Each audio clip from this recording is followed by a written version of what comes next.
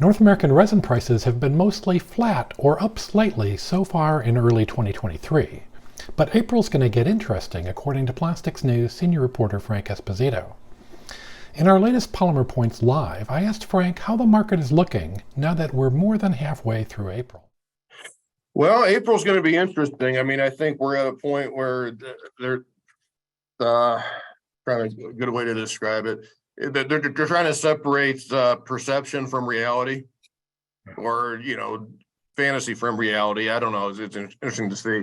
Polyethylene could be flat for the month. Again, I think we're hanging on this precipice of possible lower prices for polyethylene based on the oversupply situation that we're hearing about a lot.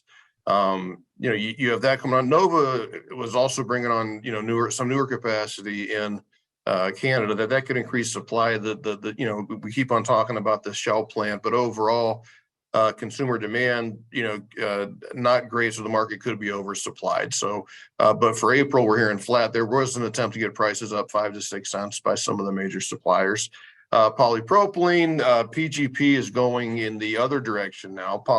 That's expected to be down about 10. We're hearing the drop on resin could be 10 to 12 cents on polypropylene. There was a very interesting, pretty blunt commentary from Blue Clover, which is a polypropylene supplier in New York. They said heading into April, it appears we have a perfect storm in place for polypropylene prices to drop. This storm is made up of increasing North American and Chinese polypropylene supply, along with decreasing North American and Chinese polypropylene demand. Now that sounds very much like the same situation that we're seeing in polyethylene also, so that could be affecting those, but expecting a pretty substantial drop in polypropylene for April. Now, again, that's after, as I said before, we had seen 27 cents in increases in the first 3 months of the year. Yeah, so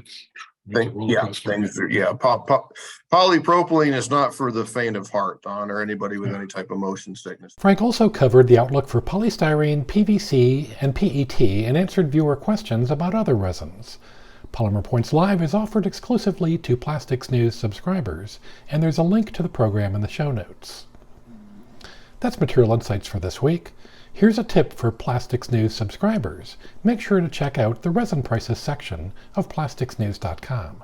It includes our current pricing for virgin and recycled resins, plus historical pricing, with many grades going back to 1989, plus a column by Frank explaining how he covers resin pricing.